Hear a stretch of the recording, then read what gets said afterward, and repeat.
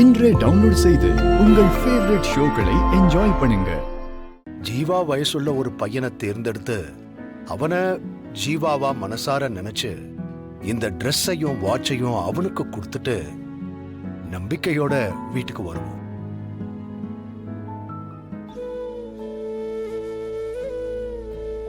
மாயா, என்ன யோசிச்சுட்டு இருக்க? பர்த்டே ஃபங்க்ஷன் எப்படி பண்றதுன்னா? இல்ல, என்ன பண்றதுன்னு தான். புரியல மாயா. கொஞ்சம் புரியும்.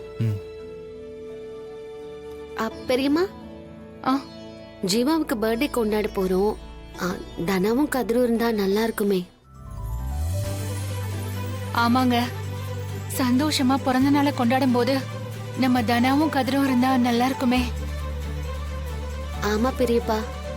அவங்க இங்க வரமாட்டாங்கல்ல, அப்புறம் என்ன, நாமளே கேட்கலாம், கட் பண்ணலாம். பெரியப்பா, நான் ஒரு விஷயம் சொல்லவா?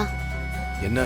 வீட்ல அத்தையும் சித்தியும் கேக் கட் பண்ண வரமாட்டோம்னு அடம் பிடிக்கிறாங்க. அதனால அந்த கேக்க கதிரோட ரெஸ்டாரண்ட்ல கட் பண்ணிட்டு அங்கேயே சாப்பிட்டுட்டு அப்படியே கோவிலுக்கு போலாமே.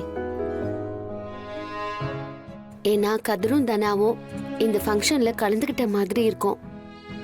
ஜீவா சீக்கிரம் வரணும்னு அவங்களும் தானே தவியா தவிச்சிட்டு இருக்காங்க. அதான். எனக்கு என்னமோ மருமக சொல்றது சரின்னு தான் படுது. பத்மா பார்வதி எதையாவது கிண்டி கிளறி சந்தோஷமான விஷயத்த துக்கமான விஷயமா ஒரு நிமிஷத்துல மாத்திடுவாங்க. நமக்கும் மனசு சங்கடமாயிடும். மச்சான், நம்ம மாயா சொன்ன மாதிரி கதிரோட ரெஸ்டாரண்ட்டுக்கே போயிடலாம்.